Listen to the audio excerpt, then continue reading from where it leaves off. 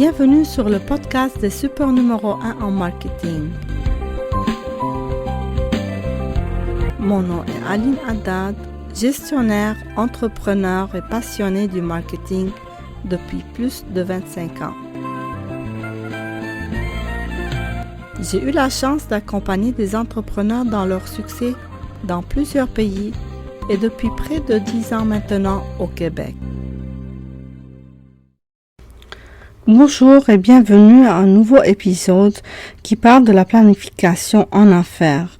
En fait, la planification en affaires est une planification du succès.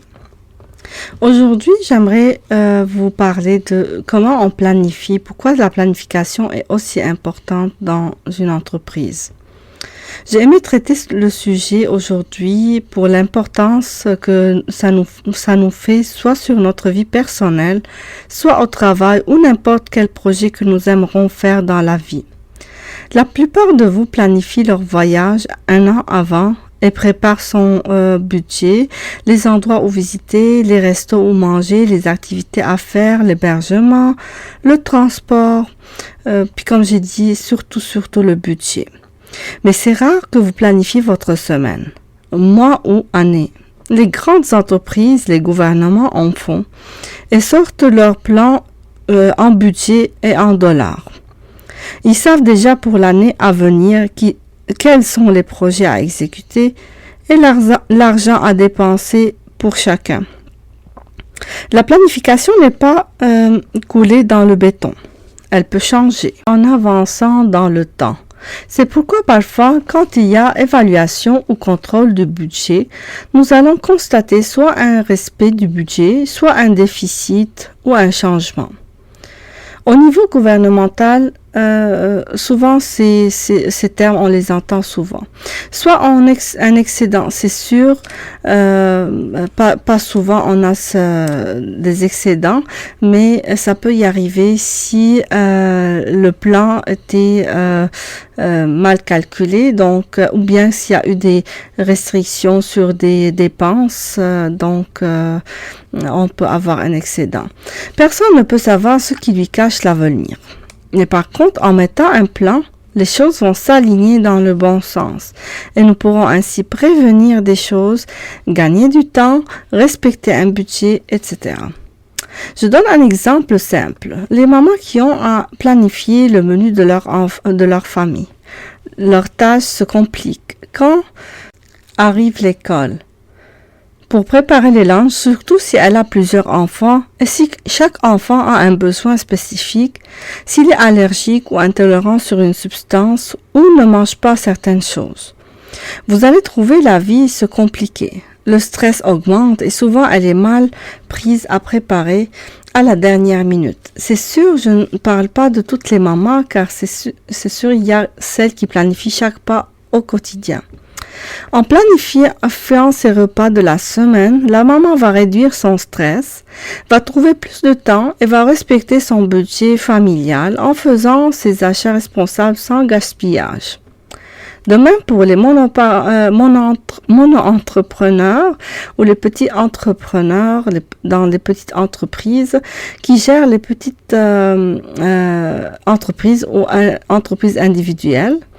Vous êtes nombreux à faire votre plan d'affaires pour demander du financement, mais combien d'entre vous le consultent en chemin pour comparer la réalité à ce qui a été planifié et faire une évaluation? En passant par un plan, c'est un indicateur qui peut changer suivant les circonstances. Aujourd'hui, je ne parle pas de la planification de la retraite, la planification personnelle ou financière. Je pense de la planification entrepreneuriale qui va vous faciliter les tâches dans votre petite entreprise au quotidien.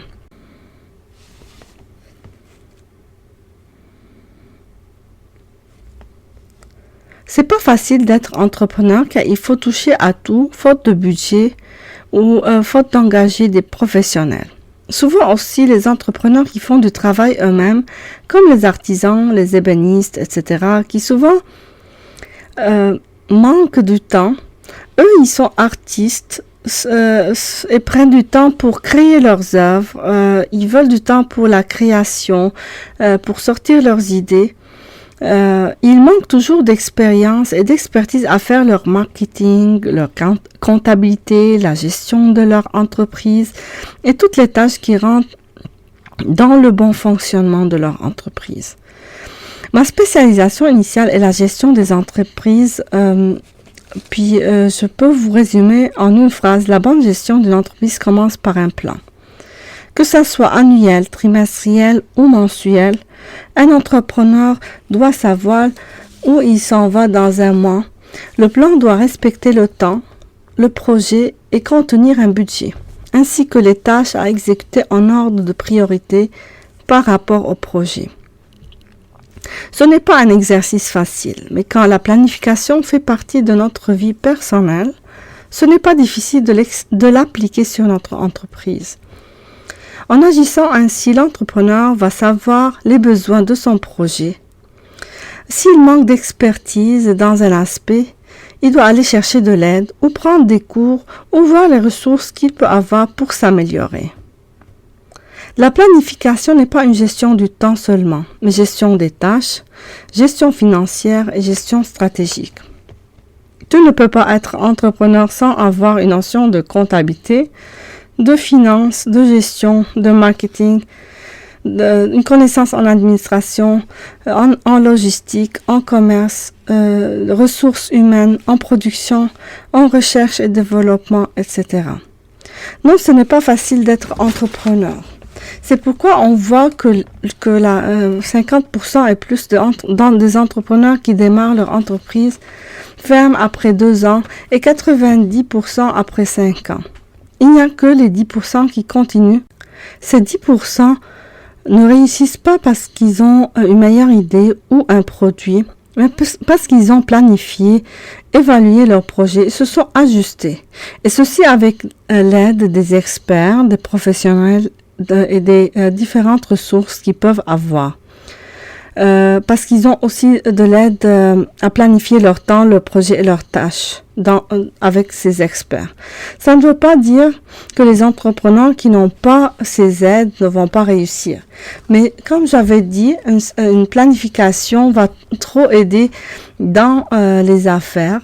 Vous pouvez demander aux experts de vous initier ou de vous guider sur comment préparer le plan d'affaires, le plan de chaque tâche aussi. Vous pouvez aussi planifier comme j'ai dit sur un plan annuel, trimestriel ou mensuel. Mais c'est sûr, si sur un plan annuel, ça va où on va dans 1 an, 2 ans et 5 ans pour aligner les tâches, les projets sur ce temps-là.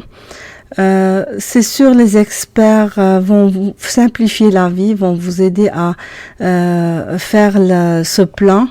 Et puis ils vont vous faire un petit contrôle de temps en temps pour être sûr que vous le suivez. Est-ce que le plan va bien, s'il va bien, s'il y a des contradictions, ils vont ajuster un peu.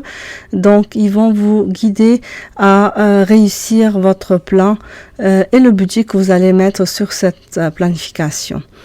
Ça, c'est une simple idée que je voulais passer aujourd'hui sur ce podcast. Donc, j'espère que si vous avez besoin de l'aide dans ce sens, de contacter Beritus Marketing qui a de l'expertise aussi en gestion des entreprises, puis surtout aussi en planification des affaires. Donc, faites affaire avec des professionnels. Je vous le dis souvent parce que ça vous économise du temps et de l'argent. On est là pour ça.